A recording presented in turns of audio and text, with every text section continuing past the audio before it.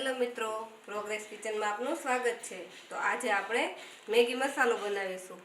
આ મસાલો તમે ઘરે ખૂબ જ ઓછા ખર્ચામાં અને એકદમ ચોખ્ખો બનાવી શકો છો અને આ મસાલાથી તમે ઘણી બધી વેરાયટીઓ પણ બનાવી શકો છો।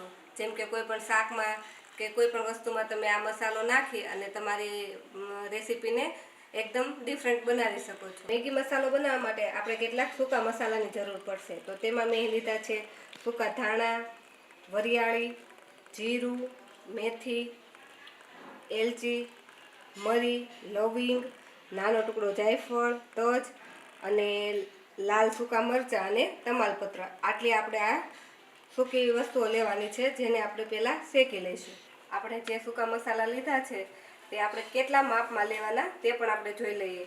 તો મસાલા શેકવા માટે મેં એક પેન લઈ લીધી છે, તેમાં 3 ચમચી આપણે સૂકા ધાણા લેવાના છે।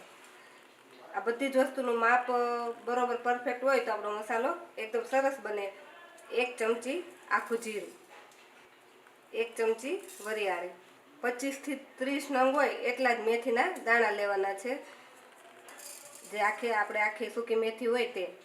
30 થી 35 નંગ કાળા મરી લેવાના છે, 1 નાનો જાયફળનો ટુકડો, 1 મીડિયમ સાઇઝનો બહુ મોટો નહીં એવો તજનો ટુકડો, 4 લવિંગ ને 4 ઇલાયચી। જો આની સાથે તમારી પાસે જે મોટી ઇલાયચી આવે જેને આપણે એલચો કહીએ છીએ તે હોય તો તે પણ 1 નંગ લઈ લેવાનો, 4 નંગ સૂકા લાલ મરચાં અને 2 તમાલપત્ર।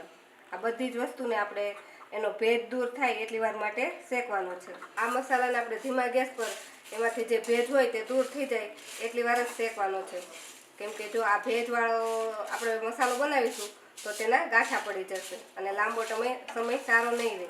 એટલે આ રીતે થોડુંક ડ્રાય રોસ્ટ કરી પછી જ આપણે એને પીસવાનું। તો 1 થી 1.5 મિનિટમાં આપણા બધા જ મસાલા સરસ શેકાઈ ગયા છે। હવે આપણે ગેસને બંધ કરી અને આ મસાલાને બીજા એક પ્લેટમાં લઈ લઈશું। તો આને આપણે વાસણમાં રહેવા દઈશું, તો વાસણ ગરમ હોય એના લીધે આપણા મસાલા દાજી જશે, એટલે શેકાય એટલે તરત જ આપણે એને બીજી ડીશમાં લઈ લેવાના અને હવે આને આપણે ઠંડા થવા દઈશું। તો આપણા ડ્રાય મસાલા બધા જ સરસ ઠંડા થઈ ગયા છે, તેને હવે આપણે એક મિક્સરની જારમાં લઈ લઈશું। તો આ એક મિક્સરની જારમાં આપણે બધા જ સૂકા મસાલા નાખી દઈશું અને આની સાથે આપણે પાવડર ફોર્મમાં મસાલા છે તે નાખવાના છે। તો તેમાં આપણે અડધી ચમચી હળદર નાખીશું, 1 ચમચી કાશ્મીરી લાલ મરચું નાખીશું, 1 ચમચી મીઠું નાખીશું, અડધી ચમચી ખાંડ નાખીશું। ખટાશ માટે આપણે 1 ચમચી આમચૂર પાવડર નાખીશું। આમચૂર પાવડરની જગ્યાએ તમે લીંબુના ફૂલ પણ નાખી શકો, પણ લીંબુના ફૂલ નાખવા હોય તો 5 ચમચી જેટલા જ નાખવાના। આપણે 1 ચમચી ગાર્લિક પાવડર નાખીશું, જે આ બજારમાં રેડીમેડ મળે છે, અને જો આપણે ઘરે બનાવવું હોય તો તે ઘરે પણ લસણને ફોલી અને તડકામાં સૂકવી તેનો પાવડર બનાવી શકીએ છીએ। તો આપણે 1 ચમચી ગાર્લિક પાવડર નાખીશું, 1 ચમચી આપણે સૂંઠ પાવડર નાખીશું, એટલે કે જિંજર પાવડર નાખીશું, 1 ચમચી આપણે અનિયન પાવડર નાખીશું, 1 ચમચી આપણે કોર્નફ્લોર નાખીશું। આમાં આપણે કોર્નફ્લોર નાખીશું એટલે આ ભેજવાળું વાતાવરણ હશે તો પણ આપણો મસાલો છે તે ગાંઠાવાળો નહીં થઈ જાય, એકદમ પાવડર જેવો રહેશે, એટલે આપણે આમાં 1 ચમચી કોર્નફ્લોર નાખ્યું છે। હવે આપણે આ બધી જ વસ્તુને સરસ પીસી લઈશું। આપણો મસાલો સરસ એવો પીસાઈને રેડી થઈ ગયો છે। આપણે જારનું ઢાંકણ ખોલીએ ત્યાં જ એની સુગંધ આખા ઘરમાં ફેલાઈ જાય છે, એટલે એની સુગંધ આવતી હોય છે।